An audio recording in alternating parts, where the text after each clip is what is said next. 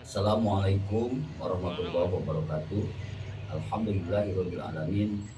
Wassalatu wassalamu ala asyrofil anbiya'i wal mursalin sayyidina wa maulana Muhammadin sallallahu alaihi wasallam wa ala alihi wa ashabihi ajmain, amma ba'du. Hadirin barmiyato sadaya, kaum muslimin wal muslimat di mana bae ayana, khususna warga Nahdiyin nu aya di Tatargaluh Kabupaten Ciamis. Alhamdulillah kalayan izin Allah Subhanahu wa taala urang sadaya tiasa patepang deui dina kajian kitab kuning Risalah Al-Sunnah wal Jamaah anu sababaraha dinten parantos ka tunda. Sadacan urang ngalajengkeun kana bahasan neraskeun hanca kamari Idian simkuring dina kesempatan ayeuna ngarugikeun rasa kabingan. Birehna urang sadaya sabaraha waktos kapengker parantos ka supingan ku Rois Am Jamiah Thariqah Mu'tabaroh An-Nahdiyah bersama Al-Habib Maulana Al-Habib Muhammad Lutfi bin Ali bin Yahya di Tatargaluh Kabupaten Ciamis. Mudah-mudahan kasupingan anjeunna tiasa nyandak kasayan, nyandak wasilah kanggo langkung raketna hubungan silaturahmi di negara urang khususnya di Tatargaluh Kabupaten Ciamis. Hadirin sadayana, di tengah-tengah gonjang-ganjing negara anu masih kene disibukkeun ku masalah pandemi COVID-19, eureun-eureun negara urang terus direcokan ku hiji partai politik internasional anu mengaku diri sebagai partai dakwah nyaeta Hizbut Tahrir. Dina kesempatan ayeuna dina waktu anu singkat ieu simkuring ngadugikeun ka sadayana seperti baik baheula orang Yahudi nyiptakeun Wahabi, maka orang Yahudi ayeuna nyiptakeun HTI. Hati-hati. Dina kesempatan anu singkat ieu simkuring sanes bade ngabahas tentang eta, tapi bade neraskeun hanca bahasan urang anu katunda dina kajian kitab kuning Risalah Al-Sunnah wal Jamaah anu dina kesempatan ayeuna insyaallah baris ngadugikeun ngeunaan tema hulul sareng ittihad. Ieu tema hulul sareng ittihad salasna erat kaitanana sareng bahasan dina ilmu tasawuf. Dina bahasan tentang wahdatul wujud. Kunaon para ulama ahli tasawuf nemrakeun atanapi ngabahas tentang wahdatul wujud selalu ngebahas kalayan panjang lebar. Hal ieu lepas dina kekhawatiran kesalahpahaman dina memahami konsep hulul sareng ittihad. Margi kesalit kumaha anu dibegikeun dina kitab Risalah Al-Sunnah wal Jamaah bahwa kesalahpahaman, kesalahkaprahan dina memahami konsep wahdatul wujud khususna ngeunaan konsep hulul sareng ittihad ngajadikeun seueur golongan-golongan para jalmi anu ngakhususkeun diri kana bidang tasawuf khususna dina memahami wahdatul wujud ngajantenkeun pemahaman anu sesat sareng menyesatkan.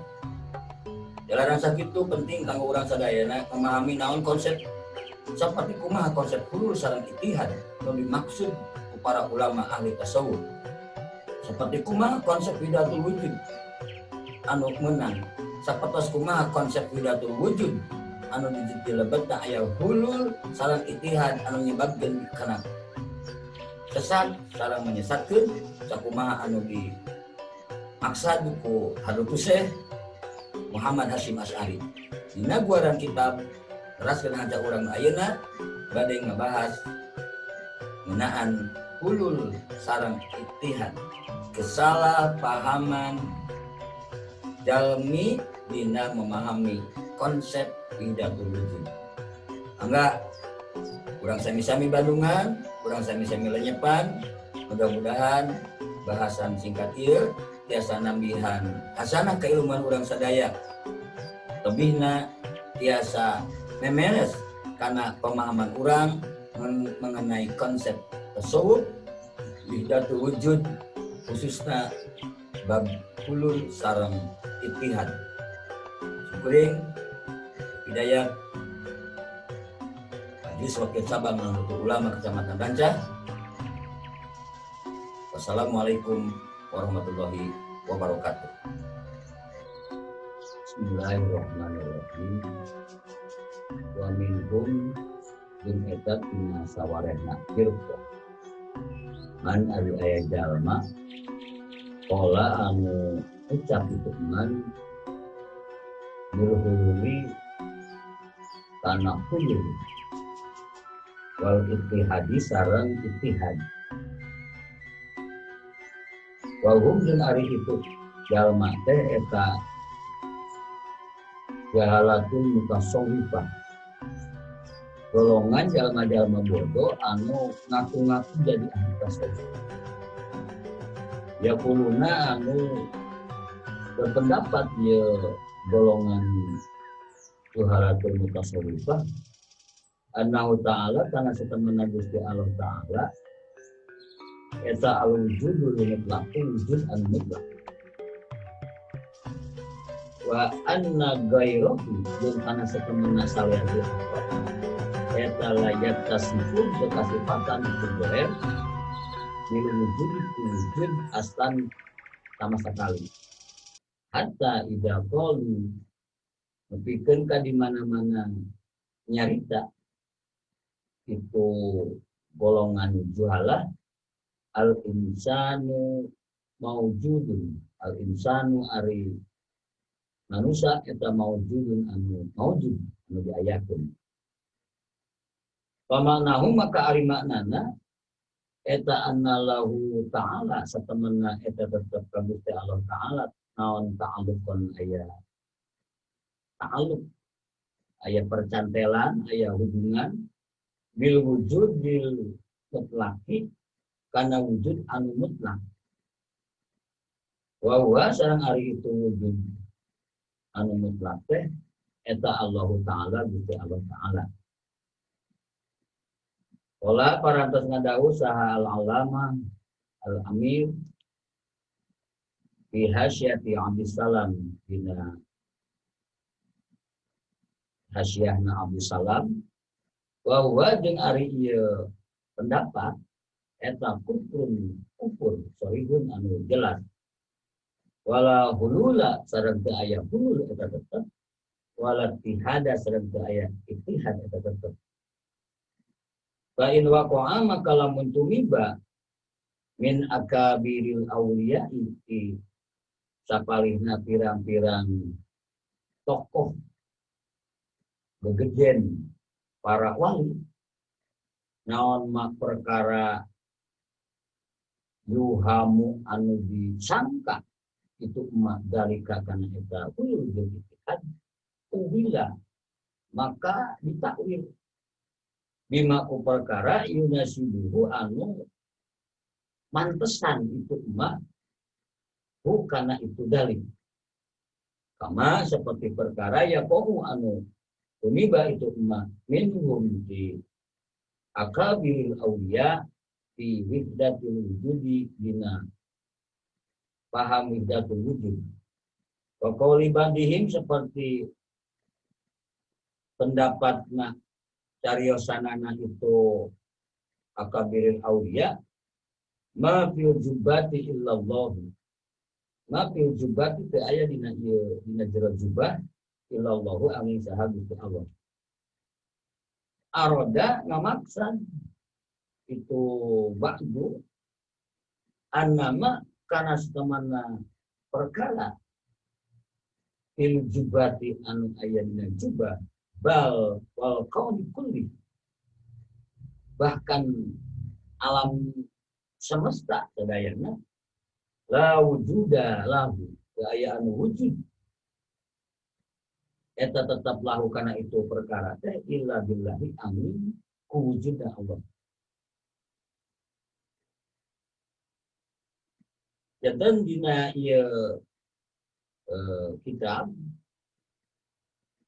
Hadratus Syekh meningatkan bahwa di antara firqo-firqo, golongan-golongan anu lebat ka bumi Nusantara, itu aya jalma anu salah memahami dina konsep hulul sareng itihad. Ieu golongan teh kaasup di golongan jalma-jalma bodoh anu ngaku-ngaku jadi ahli tasawuf. Anu berpendapat bahwa Gusti Allah itu adalah wujud anu mutlak. Sementara salian di Allah, maka wujudnya teh itu kasifatan wujud sama sekali. Sehingga di mana-mana aya jalma anu menyatakan atau anu berpendapat al insanu maujudun, manusia itu maujud,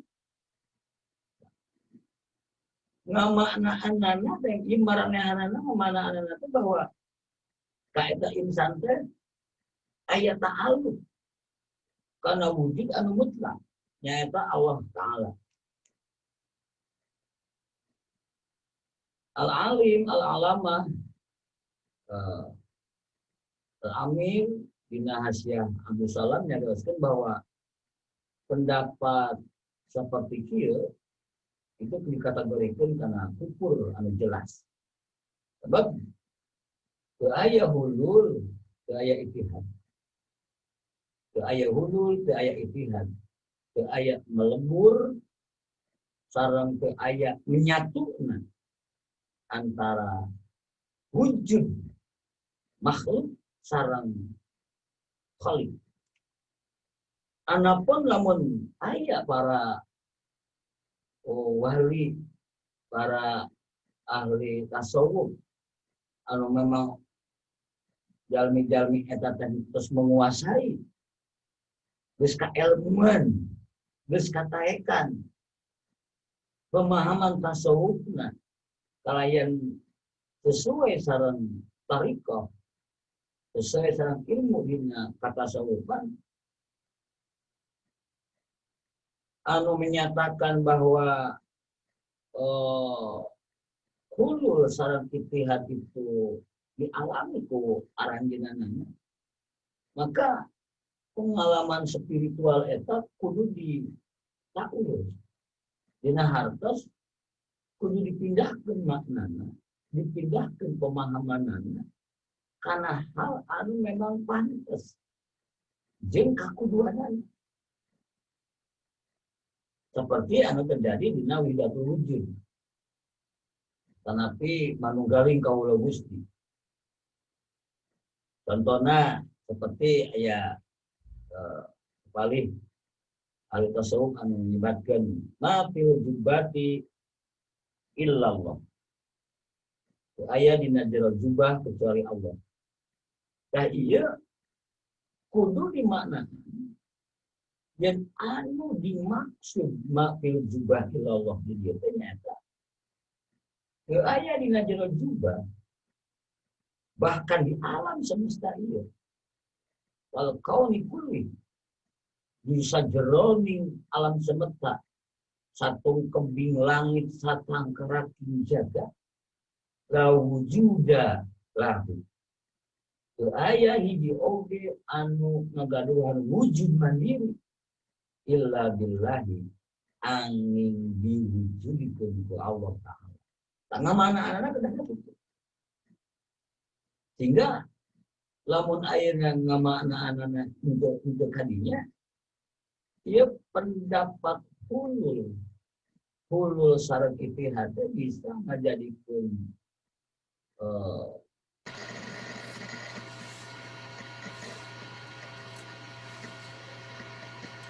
hadirin sadayana, baiklah kaum muslimin muslimat yang masih tetap setia menyimak penjelasan tentang kajian kitab Risalah Ahlussunnah wal Jamaah, yang pada kesempatan kali ini kita sedang membahas tentang salah satu konsep Wahdatul Wujud yang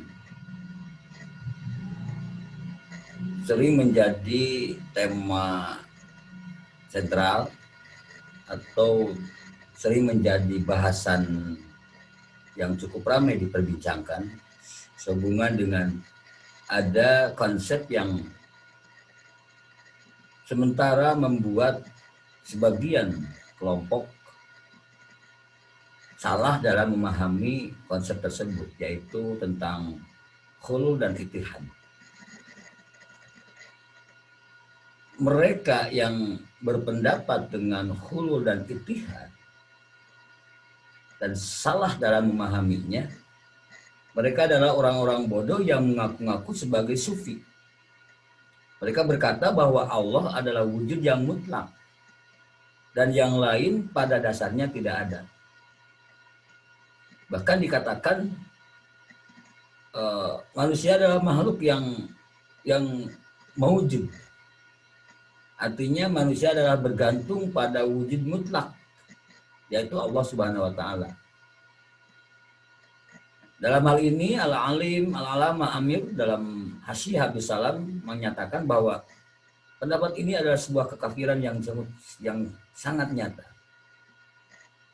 Dan tidak ada konsep hulu dan ittihad, sekalipun ada sebagian ulama yang mengalaminya sebagaimana yang terjadi dalam konsep wahdatul wujud, yang mengatakan tidak ada jubah kecuali Allah. Perkataan ini dimaksudkan adalah sebagai tidak ada dalam jubah bahkan seluruh alam raya kecuali Allah Subhanahu wa taala saja.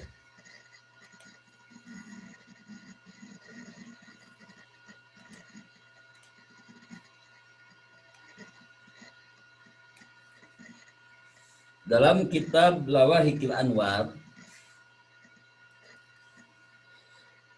ada dikatakan bahwa kesempurnaan makrifat adalah mengetahui sifat kehambaan dan sifat ketuhanan. Karena seorang yang tidak mengaku wujud hamba adalah bukan termasuk ahli makrifat, tetapi kondisi yang ia alami hanyalah kondisi ketidaksadaran yang tidak bisa diikuti.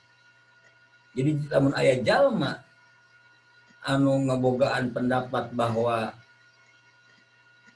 hiji jalma teh henteu ngabogaan wujud atau teu ngaku kana wujudna hamba, itu bukan ahli makrifat. Lain ahli makrifat ada jalma anu teu ngaku kana wujudna manusia. Lamun ayat jalma anu berpendapat seperti itu, geus pasti eta jalma teu sadar alias ngalindur. Maka jelaslah bahwa yang dimaksud dengan wahdatul wujud dan ittihad cek golongan eta. Golongan anu ku Hadratus Syekh di masukkeun atau dilebetkeun kana kelompok-kelompok anu sesat adalah buka wahdatul wujud dan ittihad bukan sebagaimana yang tampak. Akan tetapi sesungguhnya mereka adalah penyembah berhala. Sesungguhnya memfokuskan pembahasan terhadap kelompok ini adalah karena bahaya mereka terhadap umat Islam lebih besar daripada kelompok kafir dan ahli bid'ah lainnya. Sehingga cukup beralasan kalau dalam kitab Risalah Aswaja kelompok ini disinggung karena memang bahaya kelompok ini lebih besar daripada kelompok kafir dan ahli bid'ah lainnya. Karena juga umat Islam yang awam banyak yang mengagungkan mereka dan mengikuti dakwahnya. Disinilah kita perlu hati-hati dalam memahami penjelasan seorang juru dakwah yang tiba-tiba menjadi pendakwah. Al-Asumi meriwayatkan dari Al-Khalil dari Abi Amr bin Al-Ala, dia berkata bahwa kebanyakan orang Irak yang jindik adalah kebodohannya mereka terhadap bahasa Arab. Ulah nyangka bahwa orang Arab teh paling terbahasa Arab. Nyai ngomong bahasa siapa poe nama bisa, tapi memahami bahasa Arab dalam konteks maksud dan makna yang tersimpan dalam bahasa itu sendiri Orang Arab sekalipun banyak yang tidak tahu akan maksud dari ungkapan sebuah bahasa. Contohnya adalah orang Irak yang zindik. Ini disebabkan karena kebodohan mereka terhadap bahasa Arab. Mereka dengan keyakinannya tentang hulu dan ittihad adalah kafir. Qadiyah dalam Asy-Syifa berkata bahwa setiap ungkapan yang jelas-jelas menafikan sifat ketuhanan dan keesaan Allah adalah kafir.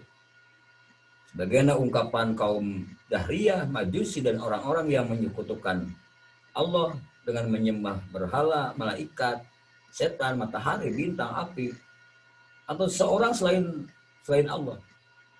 Begitu pula dengan halnya dengan pakam hulul dan reinkarnasi, dan juga orang yang mengesahkan Allah tetapi menganggapnya sebagai tidak maha hidup dan tidak ajali, menganggapnya baru dan berbentuk fisik atau menjadi mujassimah, atau menuduh Allah beranak dan beristri dan juga diperanakan, memiliki mitra, memiliki rekanan pada masa ajali, atau memiliki rekanan dalam mengatur alam semesta bersama sekutunya. Semua yang tersebut di atas dihukumi kufur berdasarkan ijma para ulama. Begitu pula dihukumi kufur orang yang mengaku-ngaku telah duduk bersama Allah dan mi'raj kepadanya, berdialog dengannya, dan Allah telah masuk ke dalam jasad seseorang sebagaimana dikatakan oleh orang-orang yang mengaku tasawuf, yang meyakini pendapat hulu dan ittihad tadi. Kelompok kebatinan dan kalangan Nasrani. Begitu juga kami pastikan bahwa kekafirannya atas orang yang mengatakan langgengnya alam semesta, mengakui reinkarnasi, kemudian orang yang mengakui ketuhanan tetapi mengingkari kenabian secara umum ataupun mengingkari Nabi kita Muhammad Sallallahu Alaihi Wasallam. Adakah Allah percaya? Ngaku biar Allah teh tunggal hiji. Tapi kanjeng Nabi Muhammad Sallallahu Alaihi Wasallam mana anak tidak ngaku, maka tetap dalam masa seperti ini hukuman kafir. Nah ini penjelasan tentang konsep hulul dan ittihad. Memang cukup menarik ketika kita membahas tentang paham wahdatul wujud. Karena dalam perjalanannya kelompok ini mengalami kontroversi pemahaman di kalangan ulama. Berdasarkan dari kutipan beberapa sumber, dijelaskan bahwa kesalahpahaman berkenaan tentang wahdatul wujud itu melahirkan dua golongan. Pertama, golongan yang menentang lalu menghukumi sesat orang-orang yang berpegang dengan wahdatul wujud. Mereka ini adalah kaum teologi, para teolog khususnya Ibnu Taimiyah dan ulama-ulama yang sepaham, tentu mengkafirkan Al-Hallaj. Nah, ini seorang tokoh yang cukup terkenal dalam Wahdatul Wujud, termasuk juga mengkafirkan Ibnu Arabi dengan tuduhan bahwa keduanya adalah penganut Wahdatul Wujud atau panteisme. Padahal dalam seluruh pandangan Al-Hallaj dan para sufi lainnya tidak ada satupun kata atau kalimat yang menggunakan Wahdatul Wujud dengan makna kesatuan wujud antara hamba dengan Khalik. Wahdatul wujud dengan makna panteisme itu hanyalah merupakan sebuah penafsiran keliru secara filosofis atas wacana-wacana Al-Hallaj, Ibnu Arabi, Syekh Siti Jenar dan para sufi lainnya. Yang benar adalah wahdatul wujud itu maknanya adalah wahdatus syuhud, kesatuan penyaksian. Sebab yang manunggal itu adalah penyaksiannya, bukan dat Allah dengan zat makhluk. Karena tidak mungkin antara makhluk dengan khalik itu bersatu. Tidak mungkin. Sesuatu yang mustahil. Kalau ada orang yang berpendapat bahwa jelema jeung nu nyiptakeun jelema makhluk sareng khalik, sareng Allah bisa menyatu dalam kesatuan wujud, maka itu mah jelas satu. Padahal nu dimaksud wahdatul wujud dieu nyaeta wahdatus syuhud. Penyatuan, penyaksian. Sebab yang manunggal itu adalah penyaksiannya, bukan zat Allah dengan zat makhluk. Golongan ini benar dari satu pandang, tetapi salah dari sudut pandang yang lain. Mereka benar dari sudut pandang karena menolak wahdatul wujud dengan makna hulul dan ittihad. Karena hulul dan ittihad adalah kesesatan yang nyata. Ngan hanya kalau mereka adalah salah dari sudut memponis sesat seluruh golongan yang berpegang pada wahdatul wujud. Karena mayoritas para sufi dan ahli tasawuf yang membicarakan tentang wahdatul wujud tidak memahaminya dengan pemahaman yang keliru, yaitu dengan makna hulul dan ittihad. Saya tegaskan bahwa pemahaman wahdatul wujud tidak selamanya menjadi pemahaman yang keliru. Bisa dikatakan keliru kalau memahaminya dengan pemahaman makna hulul dan ittihad. Tetapi kalau wahdatul wujud dipahami sebagai wahdatul syuhud, maka para sufi dan ahli tasawuf mereka memahami wahdatul wujud seperti itu. Yang kedua, kontroversi wahdatul wujud itu melahirkan golongan yang kedua, yaitu golongan yang berpegang pada wahdatul wujud dengan makna hulul dan ittihad.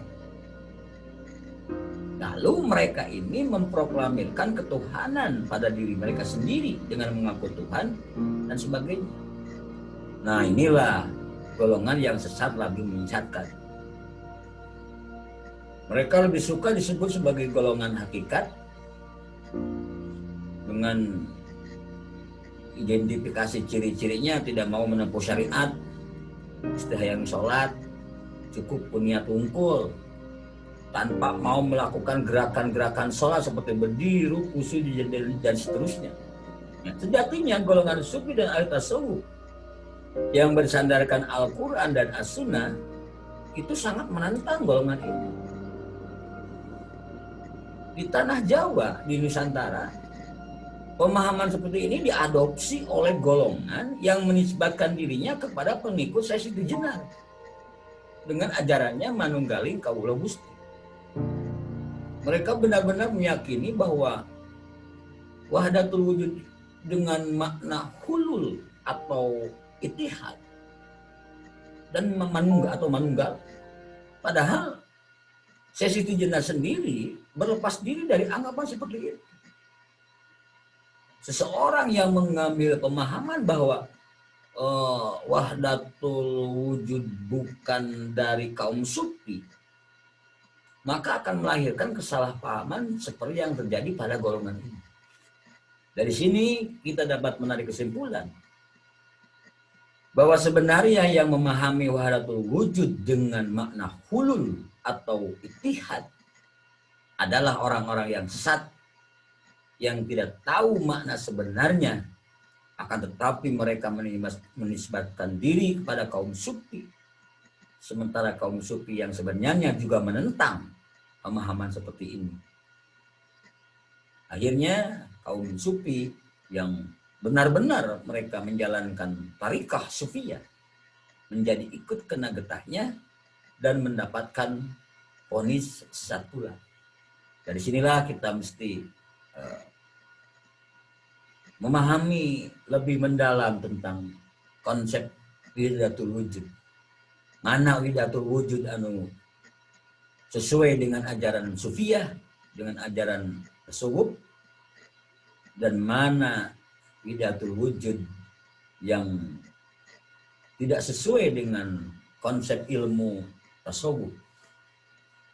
Dan sebagai penutup, saya sampaikan bahwa wahdatul wujud yang menjadi kontroversi dan yang diponis sesat oleh Hadratus Syekh Kiai Haji Hasyim Asy'ari adalah wahdatul wujud dengan makna hulul dan ittihad yang keliru dalam pemahamannya. Demikian penjelasan tentang wahdatul wujud, tentang hulul dan ittihad. Sekaligus bahasan ini menutup pasal tentang firqah-firqah yang masuk ke bumi Nusantara, khususnya ke tanah Jawa. Kita bertemu kembali pada bahasan pasal selanjutnya. Semoga yang telah kami sampaikan bisa sedikit memberikan pemahaman, memberikan penjelasan dan menjadi wawasan baru bagi sahabat-sahabat semua yang tetap setia menyimak dan mengikuti kajian kitab Risalah Ahlussunnah wal Jamaah. Terima kasih, mohon maaf bila dalam pemaparannya masih banyak kesalahan atau ketidaksempurnaan. Jika rekan-rekan menemukan kekeliruan atau ketidaksempurnaan, kritik dan saran sangat kami nantikan. Wallahul muwaffiq ila aqwamit thoriq. Wassalamualaikum warahmatullahi wabarakatuh.